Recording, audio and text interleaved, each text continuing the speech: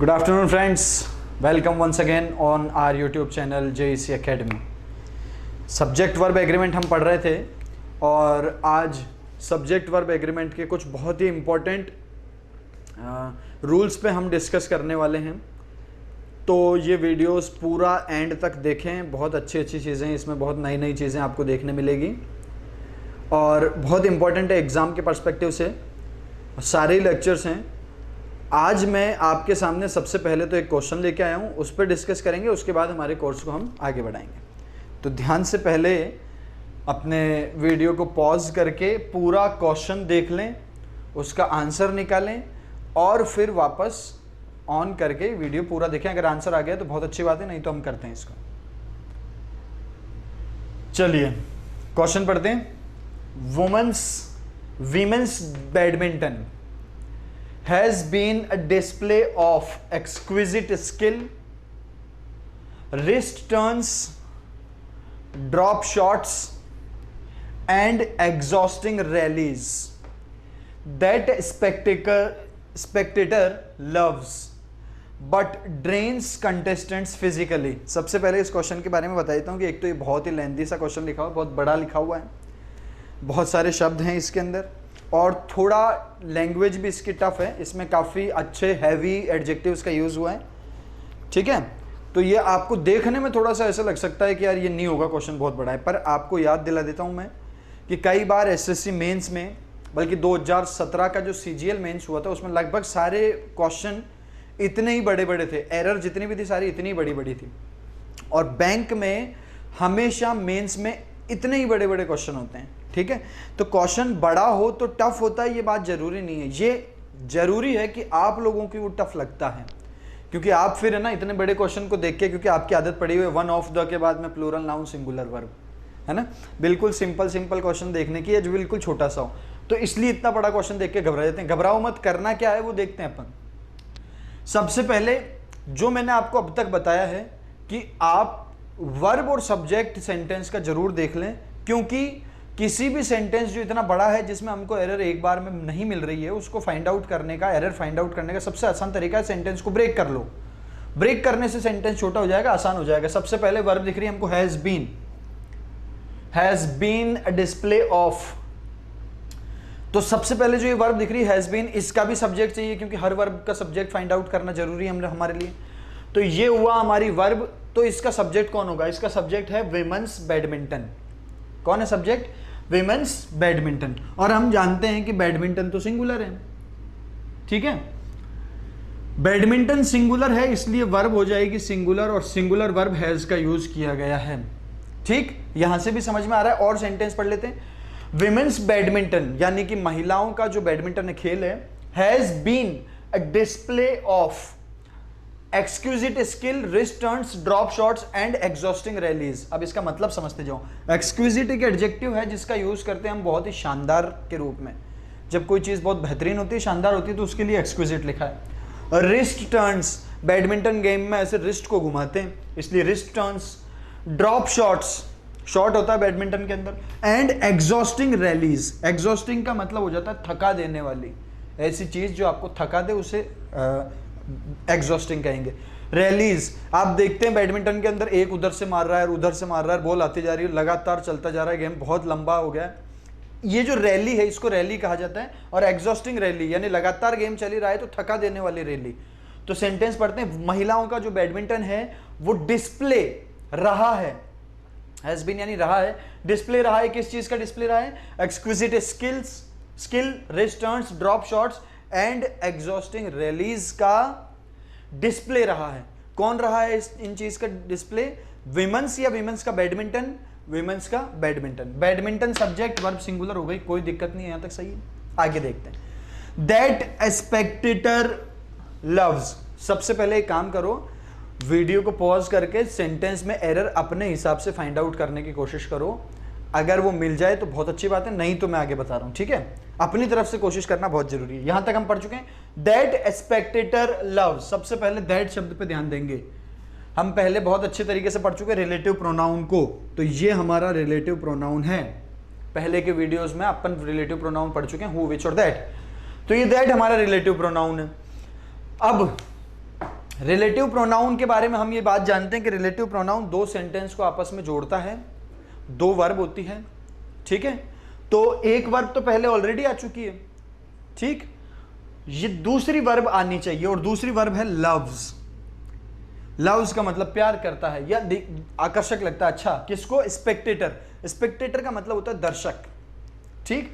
तो हम इस सेंटेंस में कहना चाह रहे हैं कि विमेंस बैडमिंटन इन सब चीजों का, यानी कि ड्रॉप शॉट्स, रिस्ट टर्न्स और एग्जॉस्टिंग रैलीज का एक डिस्प्ले रहा है दैट ए स्पेक्टेटर लव्स, जिसको कि प्यार करता है। कौन करता है? स्पेक्टेटर, दर्शक।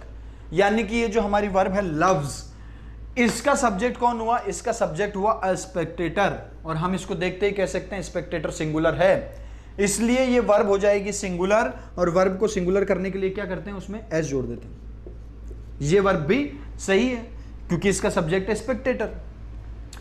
But drains contestants physically. अब यहां पर आप देखिए कि ड्रेन्स एक वर्ब है, ठीक। ड्रेन्स का मतलब होता है जो कि झकझोर देता है, बहुत ज्यादा थका देता है। किसको थका देता है? कंटेस्टेंट्स को। कैसे? फिजिकली, फिजिकली उसको तोड़ देता है, कंटेस्टेंट्स को फिजिकली ड्रेन कर देता है। कौन कर देता है ड्रेन? इसका सब्जेक्ट ढूंढना सबसे इंपॉर्टेंट है, तभी हमको इस सेंटेंस की गलती पता चलेगी, क्योंकि सब्जेक्ट वर्ब एग्रीमेंट के दोनों जो वर्ब है वो हम देख चुके हैं, ठीक है। ड्रेन्स कंटेस्टेंट्स फिजिकली, ड्रेन कर देता है यानी कि थका देता है। किसको? कंटेस्टेंट्स को फिजिकली। कौन? ये जो एग्जॉस्टिंग रैलीज है, याद रखें रिलेटिव प्रोनाउन नहीं है। अब रिलेटिव प्रोनाउन के पहले ये शब्द एंटीसीडेंट लिखा हुआ है, ठीक। तो ये एंटीसीडेंट यहां पर लिखा हुआ है, तो आप देखें कि ये जो ड्रेन्स है ये किसके लिए आया होगा? इसके लिए ही आया है। और रैलीज हमारा लिखा हुआ है प्लूरल, और रैलीज अगर प्लूरल है तो वर्ब भी होनी चाहिए प्लूरल, और हम सब जानते हैं कि वर्ब को प्लूरल करने के लिए क्या करें? उसमें से एस हटा दें। ये क्वेश्चन थोड़ा सा लेंदी है, एक्चुअल में थोड़ा सा टफ है, इसका सब्जेक्ट फाइंड आउट करना मुश्किल हो जाएगा, क्योंकि आप सोचेंगे कि सर आपने जो रूल बताया था या जो रूल अब तक बताए हैं उनमें से तो ये किसी में आ ही नहीं रहे। पर याद रखें, जब सब्जेक्ट वर्ब एग्रीमेंट की पहली क्लास हुई थी तभी मैंने आपसे एक बात कह दी कि सब्जेक्ट वर्ब एग्रीमेंट का मतलब होता है जैसा सब्जेक्ट वैसी वर्ब। अगर सब्जेक्ट सिंगुलर है तो वर्ब सिंगुलर होगी, और अगर सब्जेक्ट प्लूरल है तो वर्ब होनी चाहिए प्लूरल। तो हमको सभी वर्ब का सब्जेक्ट तो पता करना आना चाहिए, और सभी वर्ब का सब्जेक्ट पता करने के लिए क्या करना होता है? वर्ब से पूछना पड़ता है कि इसका कार्य कौन कर रहा है, इसका एक्शन परफॉर्म कौन कर रहा है। वहां से हमको सब्जेक्ट मिलेगा, और जब सब्जेक्ट मिलेगा और वर्ब मिलेगी तब हम उसका जो है एग्रीमेंट कर पाएंगे। अगर आपको अभी तक सब्जेक्ट निकालना नहीं आया है तो जिन बातों से मैं कह रहा हूं, शुरुआत से जिन बातों पे मैंने फोकस किया उन पर फोकस करें। और वो बातें क्या हैं? आप कभी भी न्यूज़पेपर या क्वेश्चंस कहीं भी देखें, किसी भी टॉपिक का देखें, उस सेंटेंस का सब्जेक्ट और वर्ब आपको पता होने चाहिए, ठीक है। उसके लिए क्या करना है ये आप बेहतर तरीके से जानते हैं कि वर्ब से सभी से पूछ के देखेंगे। मैं बता देता हूं, डिस्प्ले रहा है इन सब चीजों का। कौन रहा है डिस्प्ले? वुमेन्स का badminton. Badminton singular, verb singular.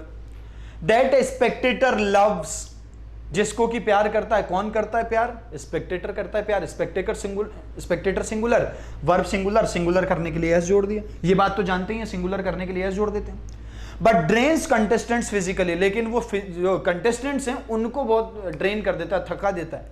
कौन थका देता है? ये रैलीज, ये एग्जॉस्टिंग रैलीज लिखा हुआ है यहां पर, एग्जॉस्टिंग रैलीज।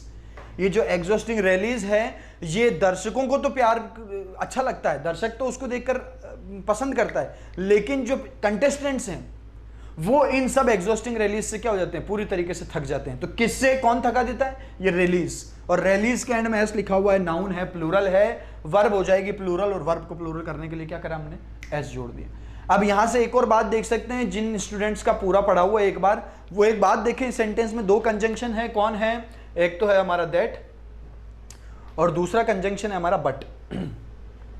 तो जब हमको दैट दिखा या बट दिखा तभी बात समझ में आ जानी चाहिए कि इस सेंटेंस में तीन वर्ब होगी, क्योंकि दो कंजंक्शन है तो तीन वर्ब होगी, और एक कंजंक्शन है तो दो वर्ब का जनरली यूज किया जाता है। सामान्यतया एक कंजंक्शन दो सेंटेंस को जोड़ता है तो दो वर्ब होती है, और दो कंजंक्शन तीन सेंटेंस को जोड़ता है तो तीन वर्ब का यूज किया जाता है। तीन वर्ब कौन कौन सी है? सबसे पहले तो हैज बीन, दूसरी वर्ब है हमारी ये लव्स, और तीसरी वर्ब है हमारी ये ड्रेन्स। तो इन तीनों वर्ब का सब्जेक्ट पता होना चाहिए। कैसे पता होगा? उससे पूछकर। मैंने बहुत डिटेल में इसका अर्थ जो है, सेंटेंस का मीनिंग है, वो बता के आपको बताया है कि इसका ड्रेन्स का सब्जेक्ट हम कैसे फाइंड आउट करेंगे। थका देता है कौन? ये एग्जॉस्टिंग, लंबी लंबी जो रैलीज चली है ये थका देती है, तो रैलीज प्लूरल, इसलिए वर्ब हो गई प्लूरल। ठीक बात है। सबसे सिंपल और एक बहुत इंपॉर्टेंट बात मैं आपको बता रहा हूं आज, कभी भी क्वेश्चन चाहे लेंदी हो, चाहे बड़ा लिखा हो, चाहे छोटा लिखा हो, आपको उस सेंटेंस के सब्जेक्ट और वर्ब पता होना चाहिए, नहीं तो आपका एग्जाम क्लियर नहीं होगा। सिर्फ बहाने होंगे हमारे पास में कि इस बार तो पेपर ही बहुत खतरनाक आ गया, तो वो आपके अकेले के लिए खतरनाक नहीं है। पेपर जो खतरनाक है वो सभी के लिए खतरनाक होता है ना। इसलिए 0 से लेकर 100 तक, यानी कि लेवल जो है वो आसान से आसान भी हमको आना चाहिए और कठिन से कठिन भी हमको आना चाहिए। उसके लिए इस तरह के क्वेश्चन दिखाता रहूंगा मैं आपको। ये टॉपिक खत्म करने के बाद बहुत सारे क्वेश्चन कराए जाएंगे। ठीक है, आगे बढ़ते हैं।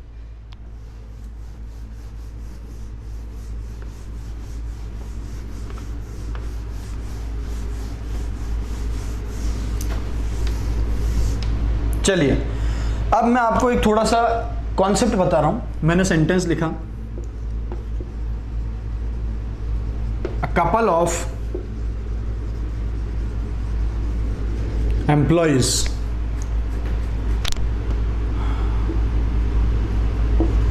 Is on leave today.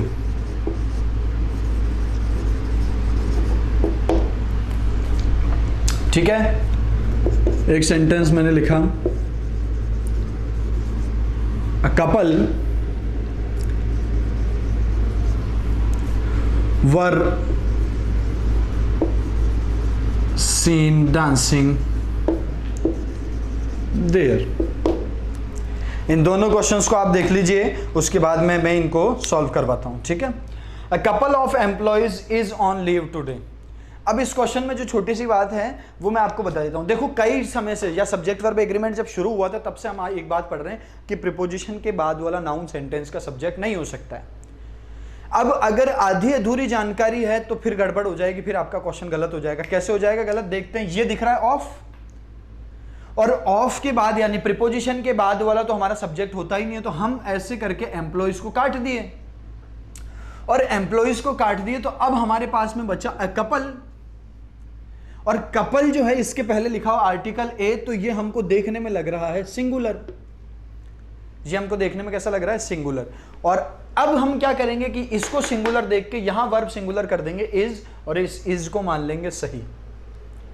ठीक है, इंपॉर्टेंट बात है। देखो, जो चीजें कही गई है इंग्लिश में, एक तो एक्सेप्शंस हैं हर जगह, तो जो चीजें कही गई है उसको उतना ही पढ़ो, उसको हर जगह एप्लीकेबल मत करो। अगर हम उसका एक्सेप्शन आपको बता रहे हैं तो वो भी आपको याद रखना जरूरी है। जैसे हमने ये बात कही थी कि प्रीपोजिशन के बाद वाला नाउन सब्जेक्ट नहीं हो सकता, ये बात बिल्कुल सच है, लेकिन कहीं कहीं बन जाता है। किस वजह से, वो मैं आपको वजह बाद में बताऊंगा। सबसे पहले समझ लें कि अगर आपने कॉन्सेप्ट पढ़ा प्रीपोजिशन के बाद वाला सब्जेक्ट नहीं हो सकता है, तो आप क्या कर सकते हैं? एम्प्लॉइज को काट सकते हैं, और एम्प्लॉइज को हटा दिया तो सब्जेक्ट आपको लग रहा है कपल, और कपल के अनुसार आप वर्ब लगा देंगे सिंगुलर, क्योंकि कपल तो सिंगुलर दिख रहा है। लेकिन ये गलत हो गया है। गलत कैसे हो गया है? समझो, अ couple of, a couple of जो ये है, ये एक डिटर्मिनर जैसा है, क्योंकि इसका सिंपल मतलब होता है दो, इसका मतलब होता है टू। इसका मतलब क्या होता है? टू। यानी कि हम यहां पर कहना चाह रहे हैं कि 2 एम्प्लॉइज इज या आर ऑन लीव टुडे। क्या कहना चाह रहे हैं हम? देखो, अपन ने एक और कॉन्सेप्ट पढ़ा था, अ नंबर ऑफ। क्या पढ़ा था? A number of. और क्या पढ़ा था? अ नंबर ऑफ के बाद में प्लूरल तो नाउन होता है, लेकिन प्लूरल ही वर्ब होती है ना। पीछे वीडियो में अगर आप देखेंगे तो आपको दिखेगा अ नंबर ऑफ और the number of. A number of के बाद में नाउन प्रोनाउन प्लूरल होता है, और वर्ब भी कैसी होती है दोस्तों? प्लूरल। तो यहां पे भी ये कंफ्यूजन हो सकता है आपको। क्या कंफ्यूजन हो सकता है? कि ऑफ के बाद वाला प्लूरल नाउन तो सब्जेक्ट हो ही नहीं सकता, तो फिर सब्जेक्ट कौन हुआ? सब्जेक्ट अ नंबर हुआ। तो जब अ नंबर सिंगुलर लिखा है तो वर्ब प्लूरल क्यों लिखी है? तो ये बात मैंने उसी वीडियो में बता दी थी आपको कि अ नंबर ऑफ, अलग से ऑफ कोई प्रीपोजिशन नहीं है, बल्कि ये अ नंबर ऑफ पूरा का पूरा ही एक डिटर्मिनर है, जिसका मतलब होता है मैनी, यानी कि कई सारे। तो ये डिटर्मिनर है और डिटर्मिनर के बाद में जो नाउन लिखा हुआ वो सब्जेक्ट बिल्कुल हो सकता है आपका। डिटर्मिनर के बाद लिखा हुआ नाउन सेंटेंस का सब्जेक्ट हो सकता है, लेकिन प्रीपोजिशन के बाद वाला नाउन सब्जेक्ट नहीं होता। ये बात अभी भी सही है, प्रीपोजिशन नहीं है, ये डिटर्मिनर का पार्ट है। ऐसा ही होता है अ कपल ऑफ में। दोस्तों अ कपल ऑफ जो है वो एक डिटर्मिनर के रूप में काम करता है, जिसका सिंपल सा अर्थ होता है टू। तो ये ऑफ अलग से प्रीपोजिशन नहीं है, ये पूरा का पूरा क्या माना जाएगा, डिटर्मिनर। और जैसा कि मैंने कहा डिटर्मिनर के बाद वाला नाउन सेंटेंस का सब्जेक्ट बन सकता है। अब देखें अ कपल ऑफ, ये तो हो गया हमारा डिटर्मिनर जिसका मतलब है टू। तो टू एम्प्लॉइज, टू के बाद में नाउन कैसा होगा, प्लूरल। तो टू एम्प्लॉइज के बाद में अगर एम्प्लॉइज दो हैं तो क्या हुआ, प्लूरल। तो वर्ब भी कैसी लगाएंगे हम, प्लूरल लगाएंगे, और इज की जगह हम क्या कर देंगे, आर कर देंगे। ठीक है दोस्तों, यहां बहुत बड़ा कंफ्यूजन हो सकता है, इसलिए मैं ये आपको बात स्पष्ट कर रहा हूं, है ना। अ पेयर ऑफ अलग चीज है और अ कपल अलग चीज है। अ पेयर ऑफ का मतलब होता है एक जोड़ा, और एक जोड़ा सिंगुलर होता है। अ कपल ऑफ का मतलब होता है दो, और दो मतलब होता है प्लूरल, इसलिए यहां वर्ब हमेशा प्लूरल आएगी। चाहे तो नोट लिख सकते हैं कि अ कपल ऑफ के बाद प्लूरल नाउन होती है, क्योंकि दो होगा तो मस्ट बी प्लूरल, और प्लूरल ही वर्ब का यूज किया जाता है। कहीं यहां पर कंफ्यूज होकर ऑफ के बाद वाले को काट मत देना, नहीं तो गलत हो जाएगा सेंटेंस। और इसका कारण भी बता दिया है, क्या कारण है इसका, इसका कारण है कि अ कपल ऑफ तो एक डिटर्मिनर होता है। चलो समझ गए हम बात को, इज की जगह हो जाएगा R. Next, a couple were seen dancing there. अब ये और इंपॉर्टेंट है, क्योंकि यहां जस्ट हमने देखा है कपल, कपल का मतलब होता है दो, लेकिन याद रखें यहां थोड़ा सा डिफरेंस है, कंफ्यूज बिल्कुल नहीं होना है। अ कपल ऑफ ये क्या है, ये एक डिटर्मिनर है जिसका मतलब क्या होता है, दो। अब अगर मैं इसमें से ये ऑफ निकाल दूं और ये शब्द बच जाए कपल, तो दोस्तों ये कपल होता है नाउन।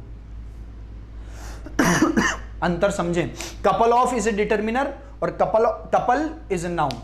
कपल एक नाउन होता है जिसका मतलब होता है जोड़ा। कई बार हम किसी की शादी हो रही है तो जब स्टेज पर दूल्हा दुल्हन खड़े हैं तो हम उनको देख के बोलते हैं नाइस कपल। नाइस कपल मतलब ये एक बहुत ही अच्छा जोड़ा है। तो ये जो कपल है ये नाउन है और ये क्या है, जोड़ा, और ये माना जाएगा सिंगुलर। क्या माना जाएगा दोस्तों, सिंगुलर। आओ यहां हमको ऑफ दिख रहा है क्या, नहीं दिख रहा है। इसका मतलब ये कपल क्या है, ये कपल है नाउन जिसका मतलब क्या होता है, जोड़ा। सेंटेंस क्या कहना चाहता है कि एक जोड़ा वहां पर नाच रहा था। ठीक है, कौन नाच रहा था, एक कपल। तो कपल जो नाउन है वो कैसा होता है दोस्तों, सिंगुलर होता है, इसलिए वर्ब हो जाएगी हमारी सिंगुलर।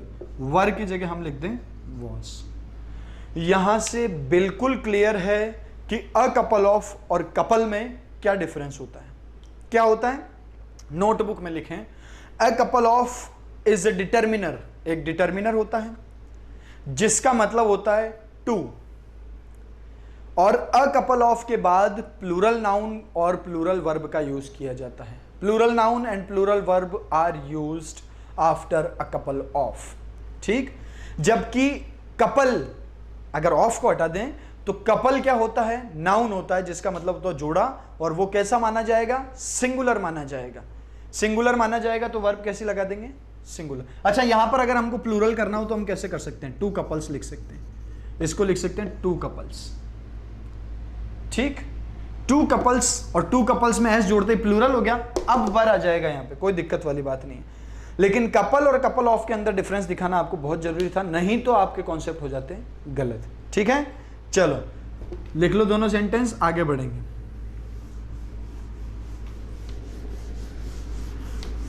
और एक सबसे इंपॉर्टेंट बात जो मैं आपको बताऊं, आप कितने भी जबरदस्त स्टूडेंट होंगे या कितना भी आपका आईक्यू हो सकता है, कुछ भी हो, उसमें मैं नहीं जाना चाहूंगा। सिंपल सी बात है, अगर आप वीडियोस को केवल ऐसे देख रहे हैं कि देख लिया समझ में आ गया, देख लिया समझ में आ गया, तो कुछ भी नहीं होगा आपसे आगे जाके। नोट्स बनाना सबसे इंपॉर्टेंट है। मेरे वीडियोस देख रहे हो तो आप क्या करें, नोटबुक लेके बैठें और क्वेश्चन जो मैंने कराया उस क्वेश्चन को आप लिख लें अपनी नोटबुक में। चाहे आपके पास मेरे ऑफलाइन के स्टूडेंट्स हैं, आपके पास सारे नोट्स हैं, तो भी आप वीडियो देखते समय नोटबुक लेके देखें और कोई अलग सा एग्जाम्पल लिखें तो उसको अपनी नोटबुक में सजा लें, ठीक है। और या फिर कोई अलग रूल दिखे तो उसको आप लिख सकते हैं, कोई अलग सा एग्जाम्पल, कोई बड़ा एग्जाम्पल, जैसा कि फर्स्ट एग्जाम्पल हमने आज के वीडियो में देखा था, उसको आप जरूर अपनी नोटबुक में लिख लें, ताकि प्रैक्टिस करने के लिए और जब आप रिवीजन करेंगे तो आपको बार बार वीडियोस को आगे बढ़ा के देखने की जरूरत नहीं पड़ेगी, वो आपकी नोटबुक में एक बार में काम हो जाएगा। आप नोट्स जरूर बनाया करें। और अगर नए स्टूडेंट्स हैं, पहली बार मुझसे पढ़ रहे हैं, तो नोट्स बनाना अनिवार्य है। ये नहीं है कि रिवीजन के लिए फिर से वीडियोस देख लेंगे, वीडियोस तो रखें, टाइम वेस्ट होगा आपका, इसलिए ये बात बता रहा हूँ। मेरे तो कुछ नहीं है, ज़्यादा वॉचिंग आवर्स ही बढ़ेगा अगर आप बार बार वीडियो देखेंगे तो, है ना, लेकिन आपका समय वेस्ट मैं नहीं करना चाहता हूँ, इसलिए ये बात बता रहा हूँ। चलो एक क्वेश्चन और देख लेते हैं फटाफट। अ couple of catches was dropped by him। क्या कहना चाहते हैं हम सेंटेंस में कि a couple of catches were dropped by him, उसके द्वारा 2 कैच छोड़े गए। मैं आपको बता चुका हूं a couple of एक डिटर्मिनर होता है जिसका मतलब होता है 2, यानी कि 2 कैच छोड़े गए। कितने कैच छोड़े? 2 कैच, तो ये 2 थे इसलिए प्लूरल है। और जब सब्जेक्ट प्लूरल है, a couple of के बाद वाला नाउन सब्जेक्ट बन सकता है। ये प्लूरल है इसलिए वर्ब हो जाएगी प्लूरल, वॉज की जगह हम क्या कर देंगे, वर्ब। कंफ्यूज मत होना कि अ कपल के अनुसार लगा दी अपन ने वर्ब। अ कपल ऑफ पूरा का पूरा डिटर्मिनर है, नाउन है ही नहीं, नाउन है ही नहीं, इसलिए इसको तो छोड़ ही दो, इसके अनुसार तो वर्ब आ ही नहीं सकती है। वर्ब किसके अनुसार आ सकती है? इस कैचेस के अनुसार, ठीक है। चलो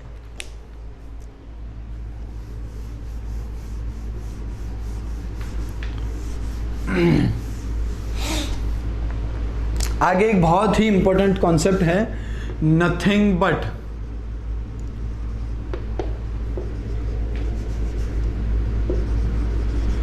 सब्जेक्ट वर्ब एग्रीमेंट में इसका क्वेश्चन बहुत बार पूछते हैं और इंपॉर्टेंट भी है, थोड़ा सा इसको ध्यान से पढ़ लें, सब सारा ही ध्यान से पढ़ना है वैसे तो। नथिंग बट, अब नथिंग बट का क्या कॉन्सेप्ट है, ये हम 2-3 क्वेश्चन लिख देता हूं मैं, उसके बाद हम इसको समझेंगे अच्छे से। Nothing but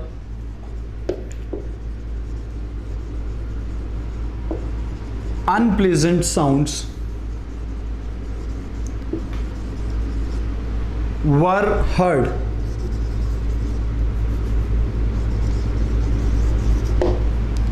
एक क्वेश्चन और लिख देता हूं मैं।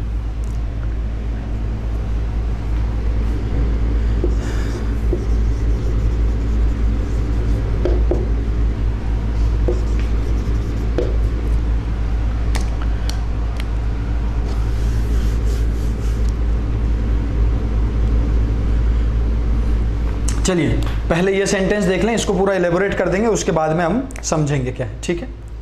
Nothing but unpleasant sounds were heard. सबसे पहले समझो, अब यहां पर सब्जेक्ट किसके अनुसार लगाना है, वर्ब किसके अनुसार लगानी है। ये बट जो है इसके बारे में समझें। वैसे तो ये प्रीपोजिशन होता है, ज्यादातर हम जानते हैं कि बट का मतलब होता है लेकिन, ठीक है, लेकिन ये एक स्पेशल कंस्ट्रक्शन है, नथिंग बट। सबसे पहले तो नथिंग बट का मतलब समझें।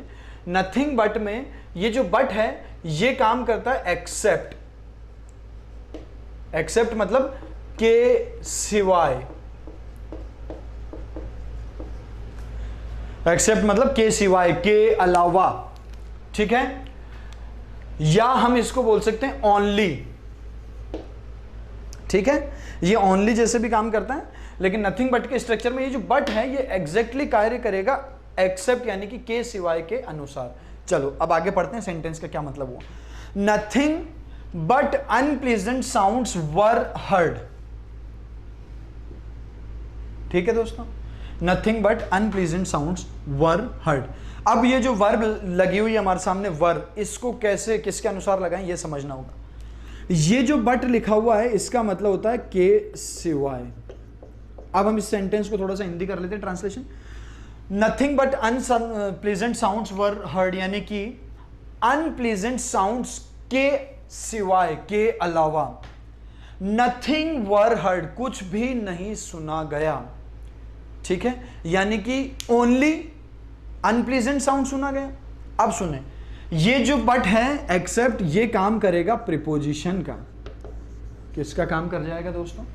प्रीपोजिशन। नथिंग बट के बहुत सारे और यूजेस हैं, उनके बारे में या कुछ जो यूजेस हैं नथिंग बट के, वो मैं आपको बाद के टॉपिक्स में पढ़ाऊंगा। अभी मैं केवल सब्जेक्ट वर्ब एग्रीमेंट की बात कर रहा हूं। तो सुने, नथिंग बट के स्ट्रक्चर में ये जो बट है इसकी हिंदी होती है के सिवाय, यानी कि एक्सेप्ट, और ये एक प्रीपोजिशन होता है। अब समझे, क्या प्रीपोजिशन के बाद वाला नाउन सेंटेंस का सब्जेक्ट हो सकता है? बिल्कुल नहीं होना चाहिए। तो कौन हुआ? नथिंग।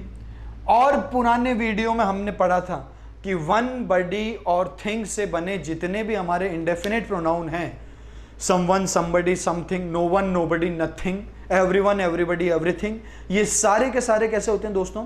ये सभी होते हैं सिंगुलर। ठीक है, तो ये जो नथिंग लिखा हुआ है हमारा सब्जेक्ट, ये कैसा है? ये सिंगुलर है, इसलिए वर्ब हो जाएगी सिंगुलर, और वर्ब की जगह हमको करना पड़ेगा वॉज। ध्यान रखें, नोट लिख लेंगे हम कि नथिंग बट के बाद, अगर नथिंग बट हमारा सब्जेक्ट है तो नथिंग बट के बाद सिंगुलर वर्ब का यूज किया जाता है।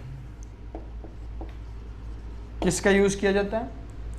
सिंगुलर वर्ब का यूज किया जाता है। ठीक है, तो नथिंग बट के बाद ऑलवेज किसका यूज किया जाएगा? सिंगुलर वर्ब का यूज किया जाएगा। कारण मैं समझा चुका हूं क्यों हुआ, क्योंकि ये बट होता है के सिवाय, यानी कि प्रीपोजिशन, और प्रीपोजिशन के बाद चाहे सिंगुलर और प्लूरल हो सब्जेक्ट नहीं होता है। सब्जेक्ट हुआ हमारा नथिंग। नथिंग यानी कि indefinite pronoun, someone, somebody, something, everyone, everybody, everything, no one, nobody, nothing, सारे सिंगुलर हैं, इसलिए वर्ब हो जाएगी सिंगुलर। वर्ब की जगह वॉज। कुछ और क्वेश्चन देखते हैं, इसके आगे बढ़ेंगे।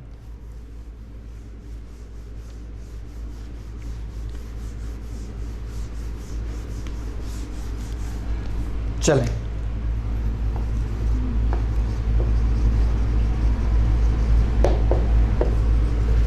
nothing but books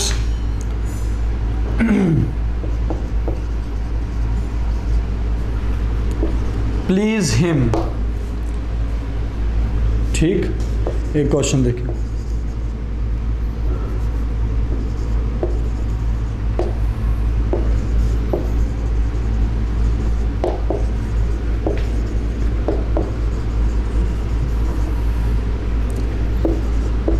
on the evening of the rally, nothing but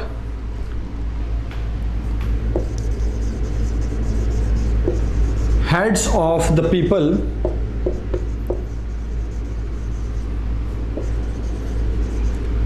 were seen in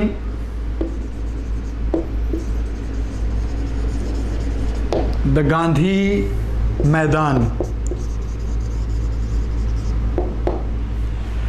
ठीक है दोस्तों, क्वेश्चन देख लें आप अच्छे से दोनों, और उसके बाद हम इसको सॉल्व करते हैं। चलिए, पहला question, nothing but books please him. अब सब्जेक्ट वर्ब एग्रीमेंट करना है, तो सब्जेक्ट और वर्ब का पता होना चाहिए। सबसे पहले ये है हमारा सब्जेक्ट प्लीज, ये क्या हुआ? हमारा सब्जेक्ट हुआ, सॉरी प्लीज है हमारी वर्ब।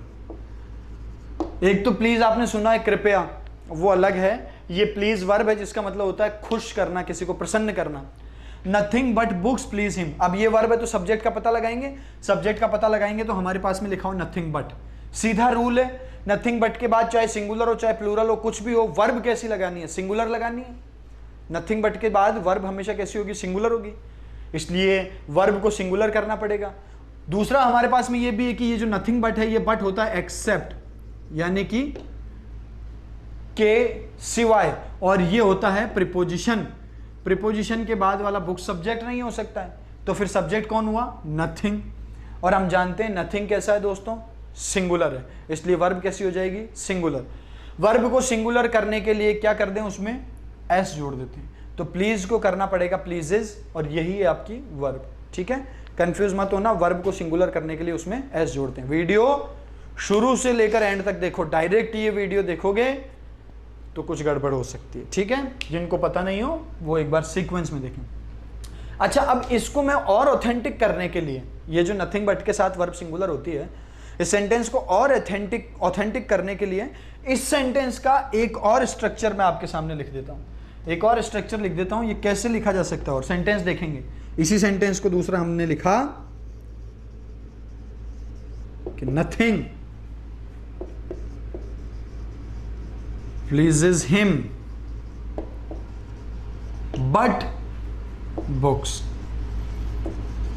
ये सेंटेंस सेम है, दोनों सेंटेंस एक ही मतलब रखते हैं। नथिंग प्लीजेज हिम, उसे कोई चीज प्रसन्न नहीं करती है सिवाय बुक्स के। बट का मतलब क्या होता है, सिवाय, ये प्रीपोजिशन के रूप में सिवाय के अलावा, यही लिखा है। तो क्या लिखा है, बुक्स के अलावा उसे कुछ भी प्रसन्न नहीं करता है। अब सब्जेक्ट वर्ब एग्रीमेंट अगर आप देख लें, तुरंत आपके सामने सवाल है कि ये नथिंग क्या है, सब्जेक्ट है, और कैसा है, ये सिंगुलर है, इसलिए वर्ब हो जाएगी सिंगुलर। तो ये दोनों सेंटेंस एक ही है, पर कंफ्यूजन कब हुआ, जब हमने स्ट्रक्चर चेंज करके लिखा नथिंग बट। क्लियर है ना? दोनों सेंटेंस का एक ही मतलब है कि बुक्स के अतिरिक्त उसे कोई भी चीज प्रसन्न नहीं करती है। चलो, ये दोनों स्ट्रक्चर लिख लेना, आपको बहुत डिटेल में समझ में आ जाएगा। दूसरा क्वेश्चन देखते हैं हम। चलिए, ये जो सेकंड क्वेश्चन लिखा हुआ है, ये आपका एसएससी 2015 का क्वेश्चन है, ठीक है, एसएससी में है वो question. On the evening of the rally nothing but heads of the people were seen in the Gandhi मैदान। देख लीजिए, आंसर हो गया होगा आपका। सबसे पहले हमको सब्जेक्ट और वर्ब चाहिए। वर्ब तो हमको दिख रही है, वर सीन। अब हमको चाहिए सब्जेक्ट। तो देखें, ऑन क्या है, प्रीपोजिशन, और ये बात हम कई समय से पढ़ते आ रहे हैं कि प्रीपोजिशन के बाद वाला सब्जेक्ट नहीं हो सकता है। ऑफ क्या है, प्रीपोजिशन, तो प्रीपोजिशन के बाद वाला जो रैली लिखा हुआ है, ये भी हमारा सब्जेक्ट नहीं हो सकता है। ये क्या लिखा हुआ है, ये लिखा हुआ ऑफ, प्रीपोजिशन के बाद वाला सब्जेक्ट नहीं हो सकता है। कौन बच गया जीवन में, जीवन में बच गया नथिंग बट हेड्स। और मैं आपको एक बात बता चुका हूं कि नथिंग बट के बाद चाहे सिंगुलर हो चाहे प्लूरल हो, वर्ब कैसी लगाएंगे, सिंगुलर, इसलिए वर्ब की जगह हो जाएगा वॉज। वर्ब की जगह क्या हो जाएगा दोस्तों, वॉज हो जाएगा, क्योंकि यहाँ नथिंग बट क्या बन रहा है, हमारा सब्जेक्ट। ठीक है, तो ये भी देख सकते थे हम, बट प्रीपोजिशन है, बट प्रीपोजिशन है तो हेड्स भी सब्जेक्ट नहीं होगा। बचा कौन है, बचा केवल नथिंग है, नथिंग होता है सिंगुलर, वर्ब हो गई सिंगुलर। ठीक है, तो ऐसे करके आपको अपने कॉन्सेप्ट्स को बहुत अच्छे तरीके से डेवलप करना है, और सब्जेक्ट वर्ब एग्रीमेंट को इतना थॉरोली, इतना तरीके से पढ़ लो, क्योंकि बहुत सारे तो रूल्स हैं और एग्जाम में बहुत ही इंपॉर्टेंट टॉपिक है ना। हम शुरुआत से, आप अगर देखेंगे शुरुआत से लेकर एंड तक सब्जेक्ट वर्ब एग्रीमेंट का केवल एक ही रूल होता है कि आप सेंटेंस का सब्जेक्ट पहचानो और उसके अनुसार क्या लगाओ, वर्ब लगाओ। ठीक है, चलें आगे बढ़ेंगे।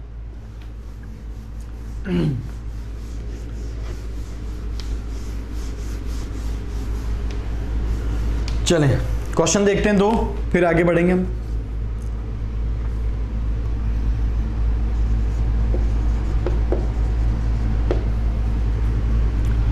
Not the minister,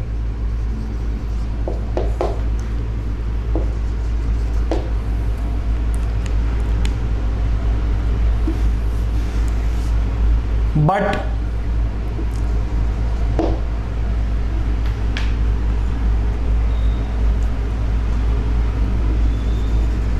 his other leaders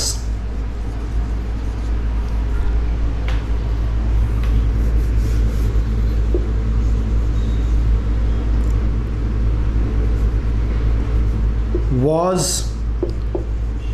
या were involved in the scam। ठीक है, चलिए एक और क्वेश्चन देखते हैं।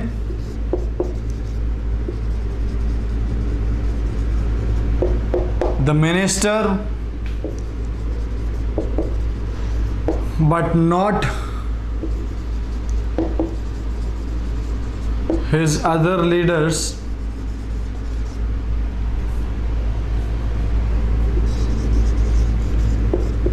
was या were involved in the scam। ठीक है, अच्छे से पढ़ लीजिए आप दोनों क्वेश्चन। और दोनों में क्या डिफरेंस है हमको मालूम है, हम आगे इन क्वेश्चंस को सॉल्व करेंगे। चलो, not the minister but his other leaders was या वर, कौन आना चाहिए, सब्जेक्ट वर्ब एग्रीमेंट करेंगे, इनमें से कौन सी वर्ब लगेगी, तो सबसे पहले सब्जेक्ट वर्ब एग्रीमेंट देखेंगे। सब्जेक्ट वर्ब एग्रीमेंट के लिए हमने सब्जेक्ट देखा not the minister but his other leaders. ये जो दो सब्जेक्ट हैं मिनिस्टर और अदर लीडर्स, ये जुड़ा हुआ है पूरा का पूरा किससे, बट से। लेकिन एक विशेष बात है कि यहां पर पहले जो मिनिस्टर लिखा हुआ है इसके पहले नॉट लिखा हुआ है, यानी कि इसको तो कर दिया नेगेटिव। भाई नॉट लिख दिया तो ये तो नेगेटिव हो गया ना। आगे जो लिखा हुआ है हिज अदर लीडर्स, इसके पहले नॉट नहीं है तो ये हो गया पॉजिटिव। ठीक है, हम जब सब्जेक्ट वर्ब एग्रीमेंट के शुरुआती पार्ट को पढ़े थे तो उसमें हमने कनेक्टर्स देखे थे कई सारे, एंड से जुड़ रहा था सेंटेंस, या एक बार नॉट ओनली बट ऑल्सो से जुड़ा था, नीदर नॉर ईदर और, या और से जुड़ा था। फिर कनेक्टर्स एक हमारे पास में थे as well as, with, together with, along with, coupled with, in addition to, besides, ये सारे थे। अब केवल बट कनेक्टर है। जब दो सब्जेक्ट कनेक्टर बट से जुड़े हों, किससे जुड़े हों, बट से, नोट लिख लेना। जब दो सब्जेक्ट जुड़े हों बट से, जिनमें से एक तो हो नेगेटिव और एक हो पॉजिटिव, तो जो वर्ब हम लगा रहे हैं वो हम लगाएंगे पॉजिटिव के अनुसार। कैसे कि ये तो काम कर ही नहीं रहा है ना, क्योंकि ये तो नेगेटिव हो गया, तो काम कौन कर रहा है, जो पॉजिटिव वाला है। यानी कि जब दो सब्जेक्ट जुड़े हों बट से, नेगेटिव और पॉजिटिव दोनों हो, तो वर्ब किसके अनुसार लगाएंगे, पॉजिटिव। यहां पॉजिटिव है लीडर्स, तो लीडर्स के अकॉर्डिंग वर्ब लगेगी, और लीडर्स है हमारा सिंगुलर, सॉरी प्लूरल, इसलिए वर्ब हो जाएगी वर्ब। खत्म हो गया। देखो लीडर्स के एंड में एस जुड़ा हुआ है ना, तो प्लूरल हुआ, प्लूरल हुआ तो वर्ब हो जाएगी plural verb. Very easy rule, जल्दी से आप लिख लें, याद कर लें, दोनों एग्जांपल कर लें। दूसरा आपके सामने क्लियर है, the minister but not his other leaders was और were involved in the scam. Scam का मतलब होता है घोटाला। सेंटेंस कहना चाह रहा है कि मिनिस्टर लेकिन उसके अदर लीडर्स नहीं, इन्वॉल्व यानी कि शामिल थे, किसमें, स्कैम में शामिल थे। आओ साहब, कनेक्टर कौन दिख रहा है हमको, बट, बट से सब्जेक्ट जुड़े हुए हैं दो, जिनमें से एक नेगेटिव। नेगेटिव कौन है इस बार, देखो नॉट लिखा हुआ हमने लीडर्स से पहले, तो ये तो हो गया नेगेटिव, है ना। और ये मिनिस्टर क्या हो गया, पॉजिटिव। तो रूल क्या है, जब दो सब्जेक्ट बट से जुड़े हो नेगेटिव और पॉजिटिव, तो वर्ब किसके अनुसार आएगी, पॉजिटिव। और ये क्या हो गया हमारा, पॉजिटिव। सिंगुलर है कि प्लूरल है मिनिस्टर, मिनिस्टर में एस नहीं जुड़ा हुआ है, सिंगुलर है, इसलिए वर्ब हो जाएगी सिंगुलर वॉज, और वर्ब हो जाएगा गलत। ये दोनों एग्जाम्पल से बहुत ही अच्छे तरीके से क्लियर है कि बट के साथ जब सब्जेक्ट जुड़ा हो तो हमको क्या करना है। अच्छा, अगर दोनों ही नेगेटिव हो, अगर मान लो यहां पे भी मैं नॉट लगा दूं तो वर्ब प्लूरल होगी, फिर कुछ नहीं सोचना है। या फिर अगर दोनों ही पॉजिटिव हो, नहीं दोनों पॉजिटिव तो कैसे होंगे, अच्छा दोनों नेगेटिव दोनों पॉजिटिव तो इसमें हो ही नहीं सकते। हाँ ठीक है, ऐसा तो हो ही नहीं सकता। ऐसा इसलिए नहीं हो सकता है क्योंकि फिर बट लगा ही नहीं पाएंगे हम, तो यही रूल है ना। अगर दोनों पॉजिटिव हो या दोनों नेगेटिव हो तब हमको यूज करना पड़ता है एंड का। किसका यूज करना पड़ता है, एंड का। जैसे कि देखें सेंटेंस, ये बट वाला क्लियर है, बट वाले ये दोनों एग्जांपल है। क्या कॉन्सेप्ट है कि बट से दो सब्जेक्ट जुड़े, एक नेगेटिव और एक पॉजिटिव हो, तो वर्ब हमेशा किसके अनुसार आ जाएगी, पॉजिटिव के अनुसार आ जाएगी। ठीक है, अगर मैं यहां पर लगा दूं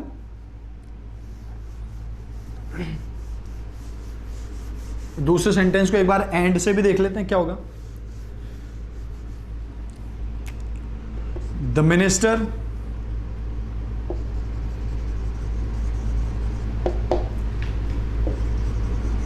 सबसे पहले तो ये देख लो साहब, the minister and his other leaders किससे जुड़ा हुआ है, एंड। ये दोनों ही पॉजिटिव हैं, ये दोनों ही पॉजिटिव हैं, तो वर्ब 100% प्लूरल होगी। यहां वॉज नहीं होगा बल्कि कौन होगा, वर होगा। लेकिन अगर यहां पर होता एंड नॉट, तो अब वही कॉन्सेप्ट है। इस बार किससे जुड़ा हुआ है, एंड से जुड़ा हुआ है, जिनमें से एक नेगेटिव है और एक कौन है, पॉजिटिव। तो अब वर्ब किसके अनुसार आएगी, फिर से पॉजिटिव के अनुसार आएगी। और पॉजिटिव के अनुसार आएगी तो हमने क्या लिख दिया, पॉजिटिव मिनिस्टर के अनुसार वॉज लगा दिया, अब वर्ब गलत हो जाएगा। ठीक है, बिल्कुल क्लियर है। यहां से क्या है कॉन्सेप्ट कि अगर दो सब्जेक्ट जुड़े हो एंड या बट से, जिनमें से एक नेगेटिव हो और एक पॉजिटिव हो, तो वर्ब हमेशा किसके अकॉर्डिंग यूज करेंगे, पॉजिटिव के अकॉर्डिंग यूज करेंगे। और अगर दोनों नेगेटिव हैं या फिर दोनों पॉजिटिव हैं तो वर्ब हमेशा होगी प्लूरल। ठीक है, तो आज के इस वीडियो में हम इन्हीं 3 कॉन्सेप्ट के ऊपर चर्चा करें और एक बेहतरीन क्वेश्चन देखें, पूरा वीडियो देखें, पूरे नोट्स बनाएं। कोई भी डाउट आए तो हमको लिख के भेजें कमेंट सेक्शन में। और आगे के वीडियो में मैं आपको सब्जेक्ट वर्ब एग्रीमेंट पूरा खत्म करवा दूंगा, वो हमारा सब्जेक्ट वर्ब एग्रीमेंट का लास्ट वीडियो होगा। उसके बाद मैं आपको क्वेश्चंस करवाऊंगा, तो क्वेश्चंस के लिए सारा रिवीजन करके तैयार रहें। ठीक है, नमस्कार।